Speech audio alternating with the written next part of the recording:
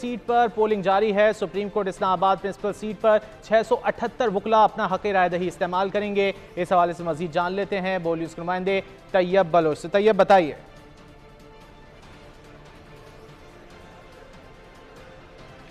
जी, supreme court bar association के सालाना इंतखाबात के हवाले से पोलिंग का अमल जो है वो जारी है और ये पोलिंग का अमल आज सुबह 8:30 बजे शुरू हुआ था और आज शाम 5 बजे तक जो है वो जारी रहेगा।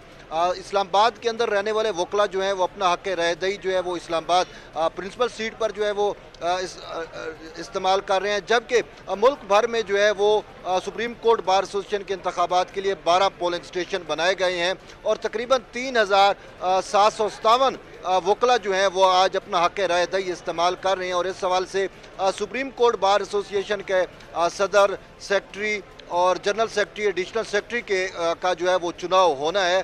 तो ये सालाना इंतखाबात होते हैं। तो इस हवाले से आज जो कांटेदार मुकाबले की तवक्को की जा रही है वो सरदार शौकत हयात और मियाँ अब्दुल कदूस के दरमियान है। मियाँ अब्दुल कदूस का ताल्लुक जो है वो हामिद खान ग्रुप से है, जबकि सरदार शौकत हयात पोलिंग का अमल जारी है, वकला अपना हक रायदही इस्तेमाल कर रहे हैं। तैयब बलोच आपसे मजीद भी अपडेट्स देते रहेंगे। फिल वक्त शुक्रिया।